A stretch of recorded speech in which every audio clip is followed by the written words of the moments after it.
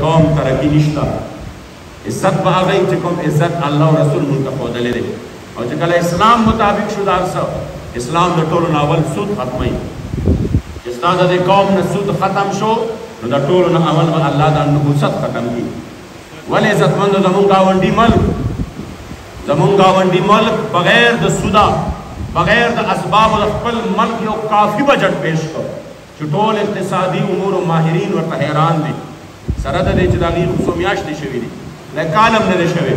مگر یو بجٹ پیش کر اور طولت دنیا داغی سر تعلق ختم کرے دے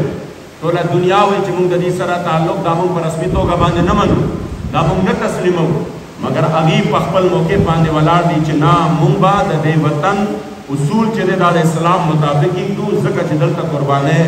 مونگ دے جمہوریتنو دے طور و نظامنو دے سود دا پارا ندی ورکڑے دا مونگ چی گوانتا نامو بی جیلون ڈک کری دی دا مونگ چی نن پا ہر کور کے ہر معشوم یتیم بچے پر ہوتے او دا ہرے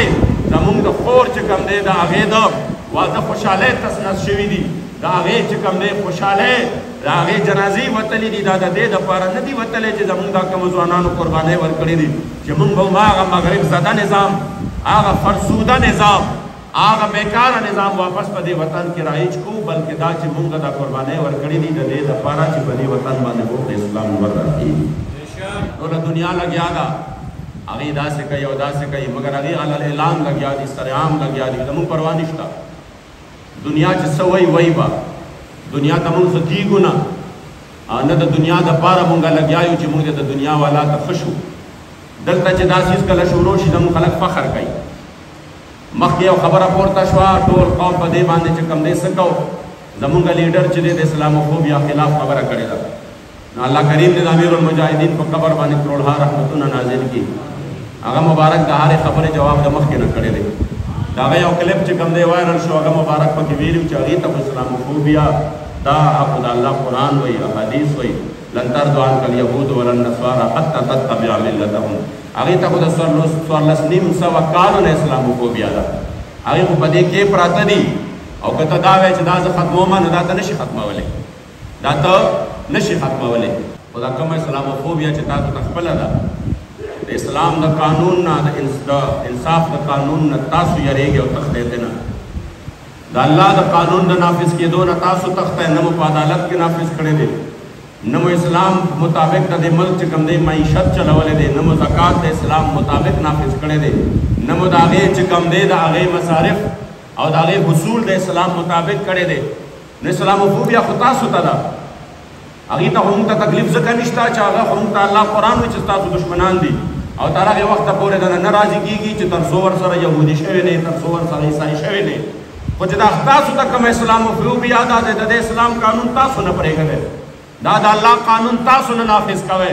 نو پکار خدا دا چی دا اسلام و خوب یاوت تاسو پر زان نہ ختم کئے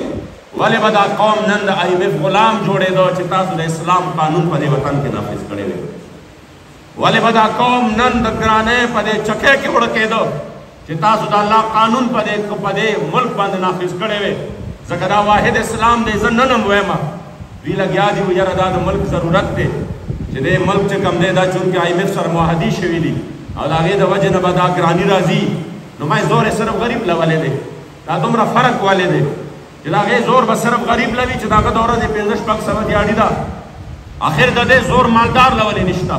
دا دے زور جج لولے نشتا دا دے زور جرنیل لولے نشتا دا دے زور آگا چا لولے نشتا چی چاہتا دمیاش نے کنٹرول ملاوی گی چی چاہتا دمیاش نے پہار مت کی چکم دے پیسے ملاوی گی چی دا چاہ تنخام پر لکنو دا دا غسر دا آغا دا گاڑو خرچیم مفتی دا آغا دا تیلو خرچیم مفتی دا آغا دا کوکو دا باورچی خرچیم مفتی دا آغا دا کور خرچیم مفتی دا آغا دا میڈیکل خرچیم مفتی دا آغا دا بچو دا تعلیم خرچیم مفتی نو آخر دا گزارا آغا والے نکئی دا دے قوم سرا دا زور بکتا صرف دا غریب نو باسے غریب با پینزا سوا کی گزارا کئی آغا با کروڑ کی گزارا نکئی دا عزت مندو چی دا دومرا ڈیفرنٹ دے او دا دومرا گیپ دے دا غی وجہ دادا چی پدے وطن بانے قانون دا اسلام ندے کہ قانون دا اسلام وی نو بیا بدو عمر فاروق صاحب چی پا وقت بادشاہ دے او پستیج باندے ناستے دے ممبر باندے او کل خطاب کئیو فرمائی اسمعو رحمکم اللہ دلان دے نراغلے باندے نراغلے او صحابی پاسی تو ورط فرمائی والله لا نسمع ولا نطيع والله ندی اورو خبره چې تر څو دې راله جواب نه راکړی او ورته دا نه وایي زه بادشاه یم ته د کوم ځای نه باندې نه راغلی ستاسو یم چې ما نه تپوس کوې ورته وایي نه نه وایه په تا د الله رحم وکړي څه وی وایي ستا په دې وجود باندې چې دا کوم دویم څادر دی نو اول والا د دې حساب راکړه څادر چې کوم یمني څادر د مال غنیمت تقسیم شوي دي هغه یو تقسیم شوی دی خو ستا په وجود باندې دوه څادرې وینم د دې دویم څادر جواب راله اول راکړه نن ته دا تپوس کولی شي چې ستا چې کوم دی د دې بیروکریټس او د دې ججانو او د دې جنرالانو د دوی د دې مشرانو د کشرانو چې دا دومره لوی د یو وزیر چې رواني وختي مې یو دغه کته د پنجاب موجوده وزیر اعلی روان دی شپږ څلوېښت ګاډي ورسره روان دي څومره ګاډي ګوجرانوالې ته راغلی دی 46 ګاډي ورسره روان دي دا 46 ګاډي خرچه څومره کوي دا 46 غټ ګاډي دا تیل څومره خوري دا 46 غټو ګاډو کې څوک دي د هغې خرچه څومره ده دوی چرته ځي صرف دا 46 کسان روټۍ خوري د هغې خرچه څومره ده آخر د دې قوم ماشومان غریبانان یتیمان چې هغې خپلو بچو نه هم رزق نشي ورکولی نو دې سختې ته به صرف هغې ټینګېږي خو عزتمندو زه وایم چې په دې کې د ټولو نه لوی قصوروار قوم دی خو قوم ځان باندې دا خلک مسلط کړي دي قوم ځان باندې دا خلک مسلط کړي دي د دې دپاره چې دوی ته دا موقع ورکړې ده که نن هم قوم دا فیصله وکړي چې زه د دې خبرو نه د دې خلکو نه نور د برات اعلان کومه او زه په ځان باندې هغه خلک مسلط کومه چې څوک د اسلام په قانون کې مارنګ کړي څوک چې کوم دی د اسلام په حقیقي معنو کې چې کوم دی د اسلام څه کوي اواز کوي د دې نظام زه دا هم نه وایم چې اواز د اسلام کوي او وکالت د ډاکوانو کوي اواز د اسلام کوي مګر لګیا د کرسۍ دپاره وي اواز د اسلام کوي او د وخت د هر ظالم او د هر چې کوم دی د هغې جابر څه جوړېږي د هغه ملاتړ جوړېږي عزتمندو دام د اسلام حقیقي ترجمانی نه ده د اسلام ترجمانی دا ده هغه ورځ زموږ د امیر محترم د قبله جګرګوش امیر المجاهدین د حضرت قبله حافظ سعد حسین رضوي حافظه الله نه یو ټي وي اینکر تپوس وکړ کوم چې زموږ د تحریک الحمدلله په دې وخت کې چې کوم دی امیر دی وایي څه چلو شو وایي ته که راځې د پاکستان د سیاست کې لګیا یې او دا به چې کوم دی بغیر د دې نه نه کېږي چې ته به خامخا چې ته ورته ظالمان وایې د هغې سره به خامخا اتحاد کې د هغې سره به خامخا ودرېږې د هغې سره به ملګرتیا حاصله نو د هغې نه پس به بیا چې کوم دی تا ته څه کېږي بیا به د هغې نه پس تا ته دا شی حاصلېږي هغه مبارک یو ډېر ناشنا جواب ورکړ او جواب یې دا ورکوي والله چې 100 کالم تیر شي 100 کالم تیر شي او چې مونږ دې میدان ته راځو مونږ به د ظالم په اوږو باندې نه راځو مونږ به د اسلام په طاقت باندې نه راځو او چې د اسلام طاقت وي انشاءالله تعالی نو بیا به دې غریب ته په خپل کور کې چې کوم دی څه ملاویږي عزت ملاویږي دی به بیا د یو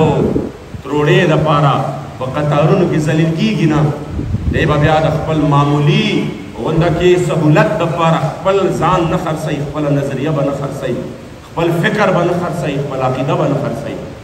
دا عزتمندو که موږ نن هم سوچ وکړو چې الله کریم جل جلاله موږ له په کومه لارو کې عزت ایښودلی دی او موږ هغه لارې خپلې کړې الله به موږ د دې ذلت او رسوایۍ نه رابهر کړي او که نه چې دا څنګه دا حالات روان دي او په دې حالاتو کې موږ لګیا یو او د شپې او د ورځې یو ظالم لاړ شي خو قوم خوشحاله شي خدای شکر دی چې د دې ظالم نه دې خلاص کړو ورپسې دویم د هغه نه هم سیوا راشي د هغه نه هم زیات ظالم وي